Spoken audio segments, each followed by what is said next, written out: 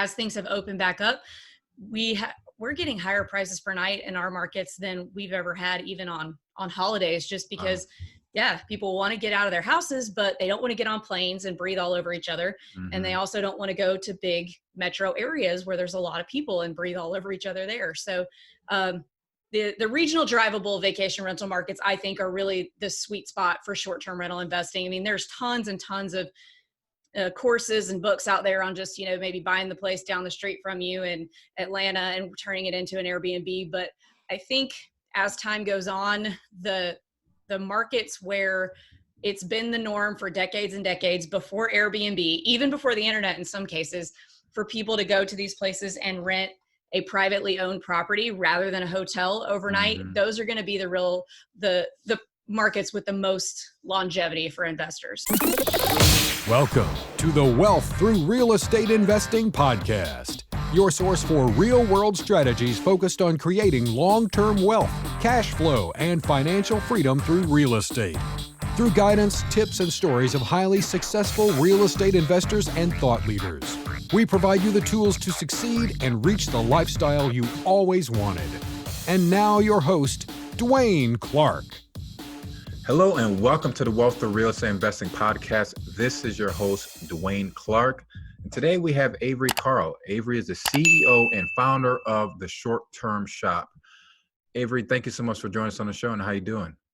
I'm fine. How are you? Thanks for having me. Actually, looking very forward to this conversation. As I mentioned before on the pre-call, that this is a very interesting topic. I know there's been a lot of moves and there's a lot of information that people just need answers to. So I'm glad to get an expert like yourself to kind of talk a little bit about more. But before we kick things off, would you mind talk about how you got started in real estate and why you focus on this particular niche?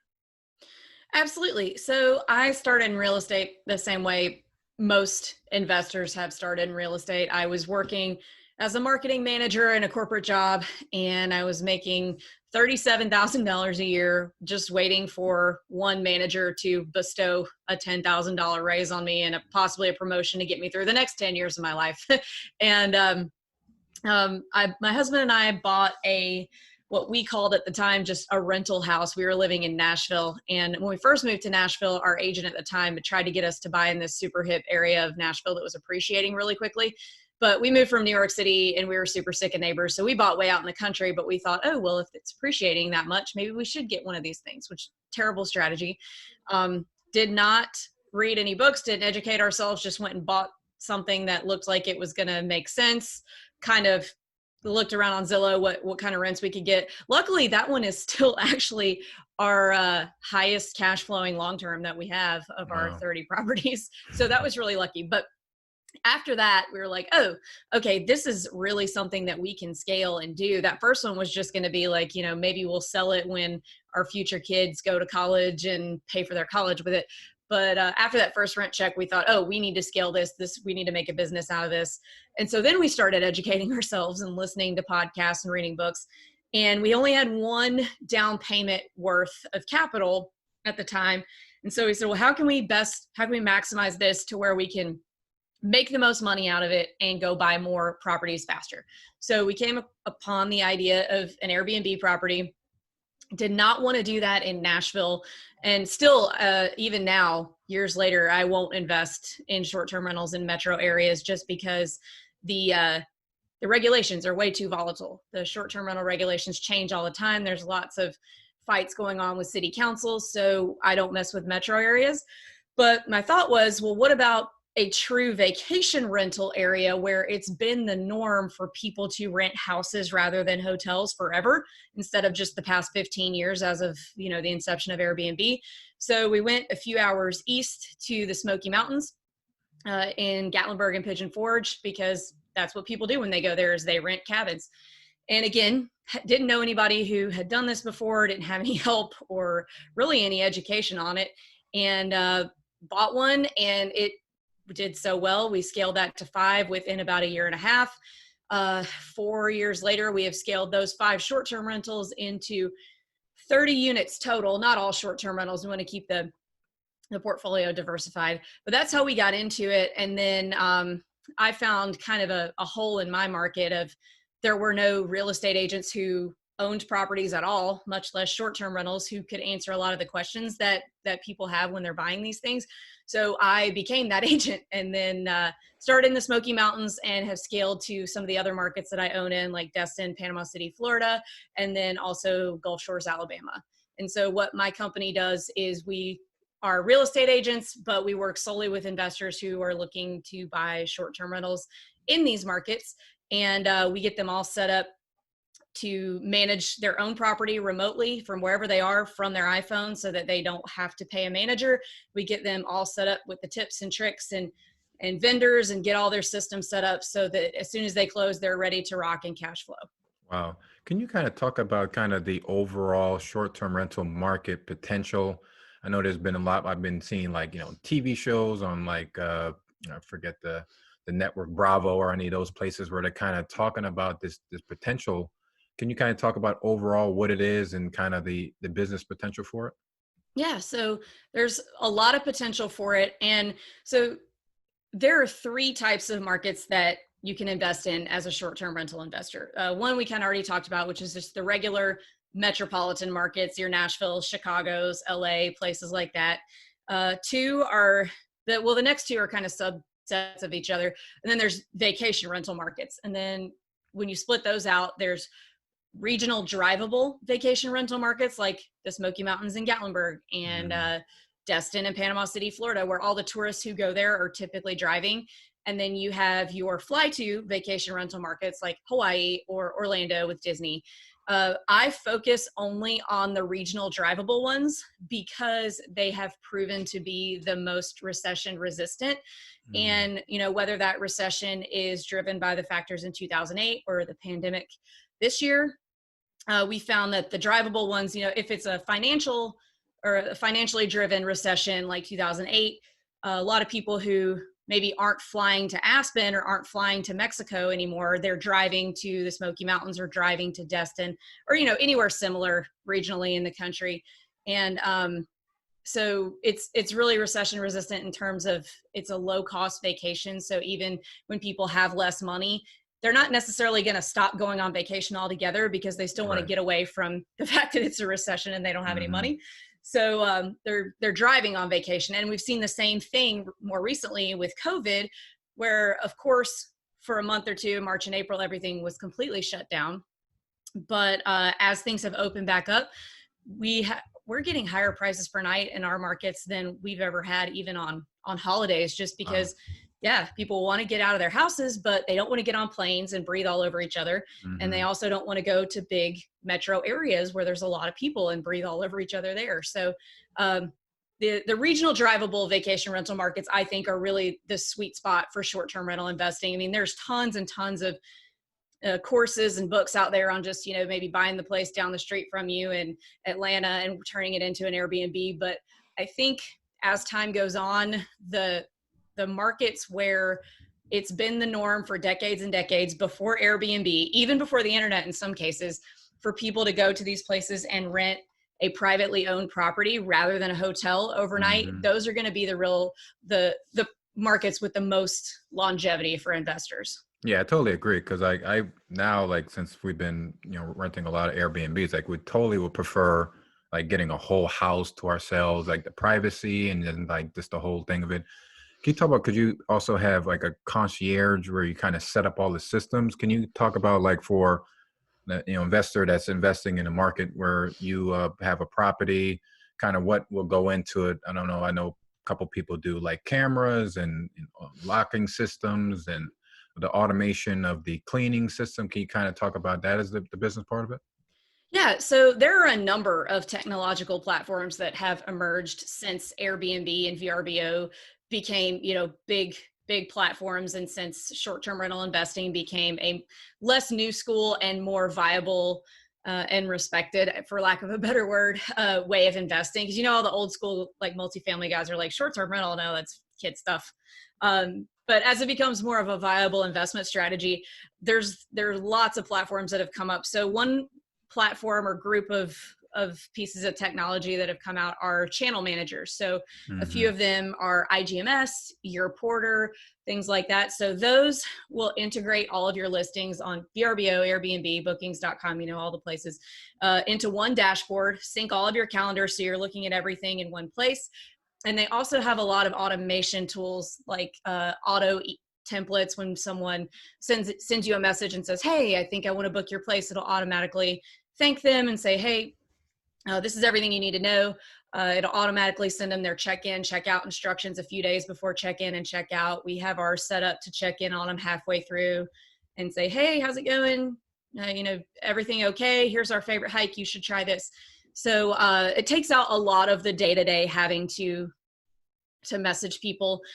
We use a good old Google Calendar for our cleaner calendar sync, but there are a few Airbnb specific options like Turnover B&B, where when it'll sync with your listing calendars, and when people book, it will automatically alert your cleaner that they have a new clean on this day, and it will automatically alert you that your cleaner has seen it and accepted it, basically.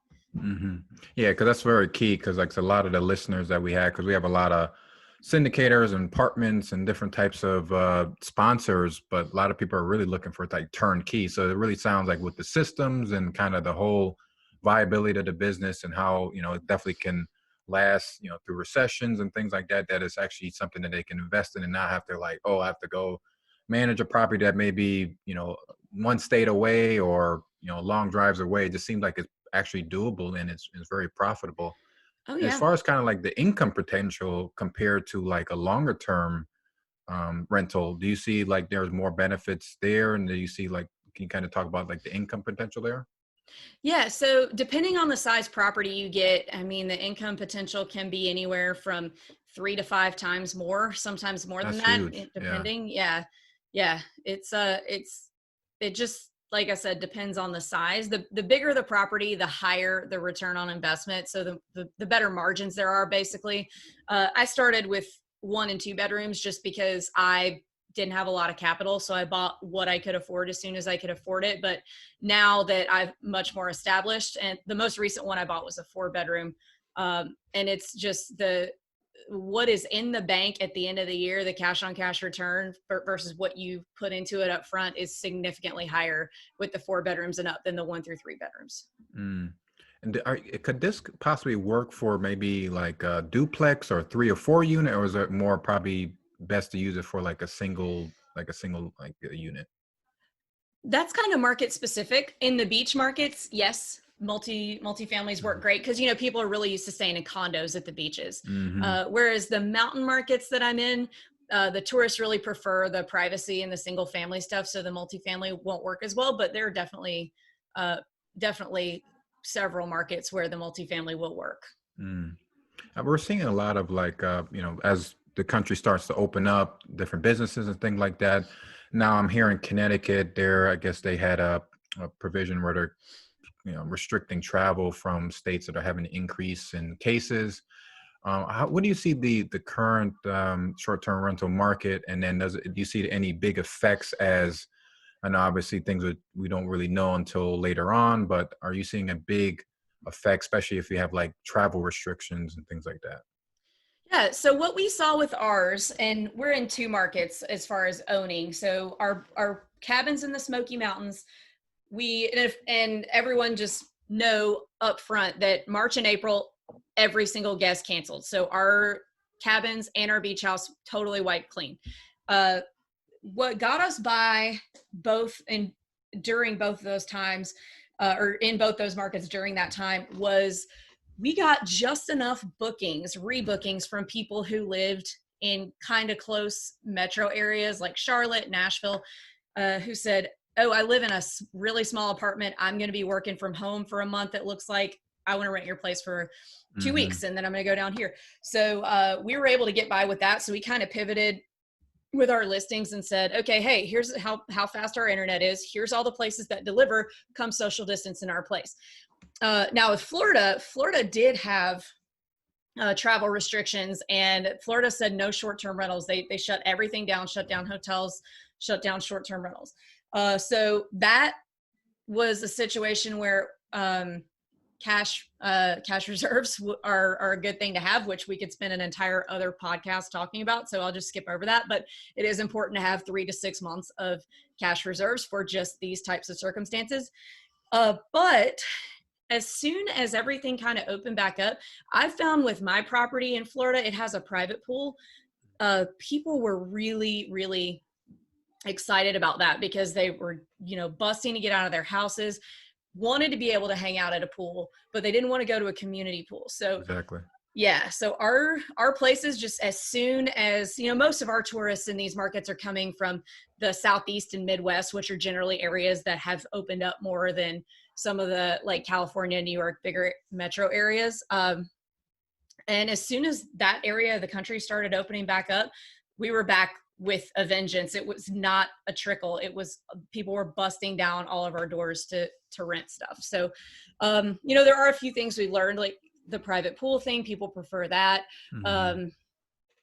Being within delivery distance of at least 1 or 2 things, especially grocery deliveries, definitely, in a, bad situation like COVID, something that was super helpful for us. So, there's a few things that now I'm like in the back of my mind because of this, think, okay, we need to make sure we have this on the next one. And that I advise my clients, hey, you want to make sure you have this too. But for the most part, it was really just kind of a little speed bump in the markets that I'm in. Not too bad. That's good. Very encouraging news. So I'm glad you kind of shared your thoughts on that. Kind of talk about for your brokerage business, as far as kind of like an ideal listing, is it more for like rehabbers that, fix it up in the ideal situation for short-term rental, or like you talk to an owner that it's in a great location that's ideal for it, then they do the changes in order for it to optimize? And so what's kind of like a typical listing that you would target? So we do it all. In the markets that we're in, a lot of these places, like pretty much everything that was developed in these markets in the past several decades has been developed specifically to be a vacation rental. So there's a lot of turnkey inventory. Like it's going to come furnished, it's going to come ready to go. All you have to do is set up your Airbnb listings and go.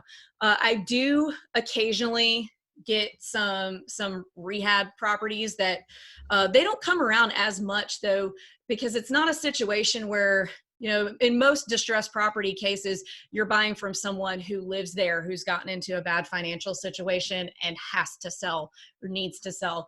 Whereas these markets, since they're all second homes and vacation homes, there's not a lot of distressed stuff going on here, but where you can get the good rehab opportunities are not from the investors who own, but the people who were truly using it as a vacation home, who've owned it for 10 years or more, because they've probably not done many updates.